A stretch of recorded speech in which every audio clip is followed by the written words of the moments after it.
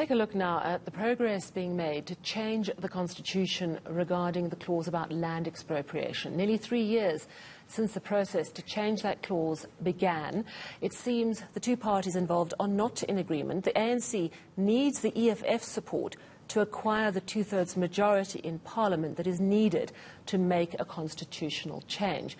An important deadline at midnight tonight to agree on the wording is not going to be met, it seems. And I'm joined now by Professor Ruth Hall from UWC's Institute for Policy, Land and Agrarian Studies Plus. Good evening, Prof. So this deadline's not going to be met, clearly. What does that mean? Is it just going to delay the process even more? Thanks, Sally. Well, firstly, I think the most important thing that can be said is that this was entirely foreseeable, that the discourse around expropriation without compensation always masked very different meanings held by the ANC and the EFF. This deadline was set some time back. The ad hoc committee in Parliament ceases to exist at midnight tonight, and they haven't come to an agreement. They were meant to provide the wording and provide the proposal back to the National Assembly. And they have been unable to do so. But there is still the possibility that an agreement could be reached. They have now asked for a 30-day extension of their own existence. If Parliament approves that, then the committee will get one last-ditch opportunity to find agreement. Of course, they don't need all members of the committee to agree, but essentially it does require agreement between the ANC and the EFF to be able to put forward a proposal that could make it through Parliament.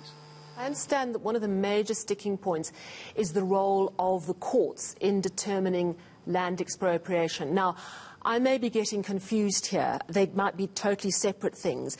But in March, there was a land court bill introduced. Are these two issues linked in any way or completely separate? They're actually somewhat separate. You know, the issue that's being debated right now in that committee is whether or not courts should have oversight and be able to determine levels of compensation, if any. Now, of course, the DA position is that the state should not determine compensation. This should be up to courts. The ANC position is that the courts should not decide, but that there could be a point of reference, in other words, where there are disputes. So the issue around the courts is being debated. If the land court bill, in fact, would establish a stronger land court, which would be good for dealing with the controversies that are undoubtedly going to arise. So regardless of whether or not the Constitution changes, we are going to have expropriations in some cases, and it's likely, at least to start with, that all of those will be tied up in legal disputes. So getting the land court right and getting capacity and good judges in there is going to be crucial no matter what. I don't actually see the two processes as linked. The crucial question now is, and I think that there are two sticking issues really that are preventing the committee from making a proposal. And the one is the role of the courts, and the other is whether or not what is being proposed is nationalisation or state custodianship. And this is where we've actually seen the ANC shifting its position over the past little while, saying, okay, we won't nationalise the land, but we'll say that the state is the custodian of all land. Now, there are implications for this. The state is already the custodian of minerals and water. It effectively removes ownership from existing owners and vests those in the state. If the state were to vest all land as under itself as custodian of land, it would effectively mean that not that everybody loses their property, but that the state has to create a new system for administering all of the property, whether farms or houses or businesses, across all categories of land. And I think that maybe the ANC is going to find it a hard sell, particularly because it means that everybody who owns property will stop being the owner of that property, including no matter who you are, across all categories. And I think that the crucial thing here is that what we're seeing is political brinkmanship. And it's going to be very hard for the ANC to go into local government elections if there is a perception that it has dragged its feet on this issue that has clearly provoked such strong public sentiment. What exactly is the difference between nationalism and state custodianship? I wouldn't know what the difference is exactly. So nationalisation is technically different from custodianship. So if the state is the custodian of land, it means that the state is not the owner in that it's not going to use the land for itself, but that the state has the power to allocate certain permits and licenses to use that property. Now, in the case of mining, that was quite clear because you could get a mining license. It's unclear how this would apply to land. But the main point is that whether we call it nationalisation or state custodianship, the state would essentially take on a central role in allocating land, including land that is currently privately owned. So I think that the ANC is trying to find common cause with the EFF right now by using the language of custodianship while avoiding the language of nationalisation. In my view, it's a political fudge that is not going to probably get support from across the ANC's NEC. They haven't made any declaration on this.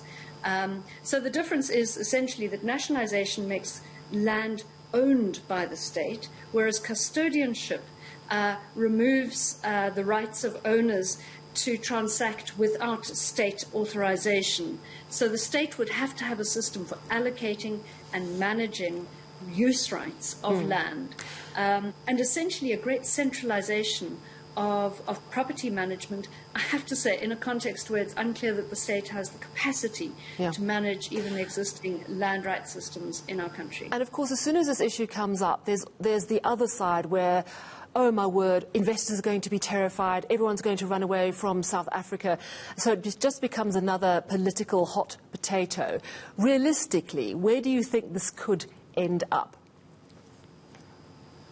Well, you know, 2 years ago when we had this motion in Parliament, the immediate thought was, well, you know, this is going to be drawn out for several years and then finally nothing will happen. And my feeling is still that, you know, it's perfectly likely that after all of this, and even if there is another 30 days, there might well be no amendment.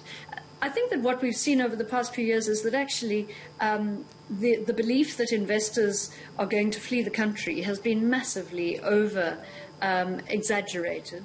I think that what all investors, whether from within the country or outside, want is some certainty and a system of managing land rights.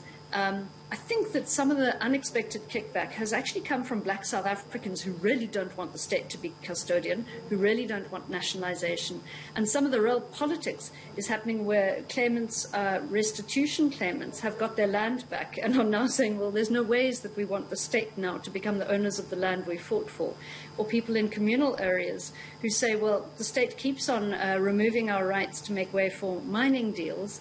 We actually want stronger rights vis-à-vis the state, not weaker rights. So I think that the assumption that there would be popular support among black South Africans for state custodianship has actually been proven wrong. And I think the committee was taken by surprise in the public hearings when there was such outcry against this idea of state custodianship from some of what they assumed would be their constituency.